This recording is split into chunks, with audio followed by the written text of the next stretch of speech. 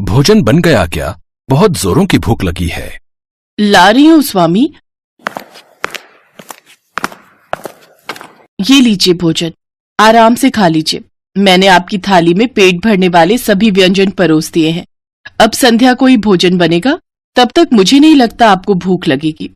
हाँ, ऐसा ही होना चाहिए। बहुत भूख लग रही थी। शिवजी ने थाली का भोजन समाप्त कर लिया और आधे घंटे बाद फिर बोले, पार्वती, बहुत भूख लग रही है। उस भोजन का कुछ हिस्सा बचा है क्या? नहीं, उसमें से तो कुछ नहीं बचा, सारा आपको परोस दिया था। आपको फिर भूख लग गई है क्या? हाँ, ऐसा लग रहा है जैसे कुछ खाया ही नहीं है। कुछ बना दो पार्वती, बहुत भूख लग रही है। ठीक है, मैं कुछ बना देती हूँ। अगले कुछ दिनों तक ऐसा ही चलता रहा। माँ पार्वती भोजन बनाती जाती, भगवान शिव खाते जाते। इतना सारा खाना खाने की वजह से भगवान शिव का पेट और वजन भी बढ़ गया। स्वामी, रोजाना इतना भोजन खाने की वजह से आपका पेट देखो कहाँ जा रहा है, इतना बढ़ गया है। दिन पर दिन आप पेटू होते जा रहे हो, पर ऐसा क्यों हो रहा है? मैं आपको सारा दिन भोजन बना बना कर देती रहती हूँ, पर आपकी भूख ही नहीं मिटती। कोई तो कारण होगा। कारण तो मुझे भी नहीं पता देवी पार्वती। मुझे तो बस भूख लगती है, जो असहनीय होती है। थोड़ा और भोजन ले आओ। हाँ, लाती हूँ। मुझे इसका कारण जानना होगा। नंदी, क्या तुम्हें पता है महादेव को इतनी भूख क्यों लग रही है, और ऐसी भूख जो समाप्त ही नहीं होती? माता, मुझे भी इसका कारण नहीं पता। मैं तो सोचता था केवल मैं ही अधिक भोजन करता हूं, परंतु अब तो महादेव भी इतना भोजन करने लगे हैं कि मैं भी उनके सामने कुछ नहीं। तभी नारद मुनि आ जाते हैं। मैंने आप दोनों का वार्तालाप सुन लिया है। हमें इस प्रश्न का उत्तर जानने के लिए ब्रह्मा जी के पास जाना चाहिए। हो सकता है वो इस विषय में आपकी कोई मदद कर सकें। आप उचित कह रहे हैं देवर्षि, हमें ब्रह्मा जी के पास ही चलना चाहिए। माँ पार्वती नारद मुनि और नंदी के साथ ब्रह्मा जी के पास पहुंचती हैं, पर ब्रह्मा जी के पास भी इस समस्या का कोई समाधान नहीं था। मैं खुद आश्चर्यचकित हूं कि महादेव आखिर ऐसा क्यों कर रहे हैं। ये उनकी कौन सी लीला है? इसका उत्तर तो मेरे पास भी नहीं है। ब्रह्मदेव, हमारी सहायता कौन करेगा, ताकि हम जान पाएं कि महादेव के साथ ऐसा क्यों हो रहा है? मैं तो बहुत चिंतित हूँ। देवी पार्वती, सदैव से ही भगवान विष्णु ने महादेव को परिस्थितियों से निकाला है। हो सकता है उनके पास इस समस्या का भी कोई समाधान हो। हमें विष्णु जी के पास चलना चाहिए। ठीक है ब्रह्मदेव, ऐसा ही करते हैं। माँ पार्वती सबके साथ भगवान विष्णु के लोक पहुँचती हैं और उन्हें सारी बात बताती हैं। ये तो अधिक चिंता का विषय है देवी पार्वती। इसे सुनकर तो मैं भी हैरान हूँ। स्वामी, क्या आप इस बारे में जानते हैं? मुझसे देवी पार्वती की यह व्यथा देख ही नहीं जा रही। ये सब एक भक्त को दिए वरदान के कारण हो रहा है। देवी पार्वती, महादेव स्वयं अपना वरदान देकर भूल गए हैं। कौन सा वरदान नारायण? देवी पार्वती, कुछ समय पहले महादेव के एक भक्त को एक रोग हो गया था, अधिक भूख लगने का रोग, जिसका कोई इलाज नहीं था। वो भक्त बहुत परेशान था। उसने महादेव की बहुत तपस्या की, और आप तो जानते ही हैं, महादेव तो भोलेनाथ हैं। जब जब उनका कोई भी भक्त किसी संकट में होता है, तो महादेव उस भक्त का संकट या तो दूर कर देते हैं या स्वयं पर ले लेते हैं। ऐसा ही उन्होंने उस भक्त के साथ किया। उस भक्त के रोग को उन्होंने स्वयं पर ले लिया और उस भक्त को रोग मुक्त कर दिया। इसी कारणवश महादेव को अधिकतम भूख लगने का रोग हो गया है। वे स्वयं भूल गए हैं कि वे इस रोग से स्वयं ही पीड़ित हुए हैं। नारायण, इस रोग का कोई निवारण तो होगा। अवश्य ब्रह्मदेव, इस रोग के निवारण के लिए उपाय है। क्या उपाय विष्णुदेव? देवराज इंद्र के उद्यान में एक चमत्कारी फल का वृक्ष है।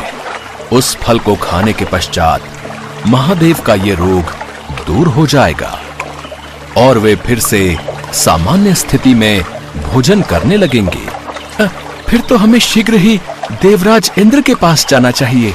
मुझे पहले ही स्थिति का आभास हो गया था, इसलिए मैंने देवराज इंद्र को संदेश भेज दिया था। वे उस फल को लेकर आते ही होंगे। देवराज इंद्र फल लेकर आ जाते हैं। विष्णुदेव, ये फल जो आपने मंगवाया था, ये भूख को सामान्य करने के लिए अति उत्तम फल है। देवी पार्वती, अब आप इस फल को ले जाकर महादेव को खिला दीजिए। उनकी भूख पहले की भांति सामान्य हो जाएगी। धन्यवाद इंद्रदेव, मेरी इस कार्य में सहायता के लिए आप सभी का बहुत बहुत धन्यवाद। माँ पार्वती वह चमत्कारी फल लेकर नंदी के साथ वापस कैलाश पर्वत पर लौट आती हैं और महादेव को वह फल खिला देती हैं। अरे वाह, ये फल तो बहुत स्वादिष्ट है। ऐसा लग रहा है मैं बिल्कुल तृप्त हो गया हूँ। इस फल को खाकर तो मेरी भूख भी शांत हो गई है। माते, लगता है फल ने अपना असर कर दिया है। क्यों? क्या ये कोई चमत्कारी फल था पार्वती? हाँ स्वामी, मैं आपको सारी बात बताती हूँ। माँ पार्वती भगवान शिव को पूरी बात बताती हैं, जिसे सुनकर वे स्वयं पर बहुत हंसते हैं। उन्हें अभी तक यकीन नहीं हो रहा था कि वह सचमुच इतने पेटू बन गए थे कि लगातार खाए ही जा रहे थे। माँ पार्वती की चिंता दूर हो गई और चमत्कारी फल को खाने के पश्चात भगवान शिव की भूख पहले जैसी सामान्य हो गई।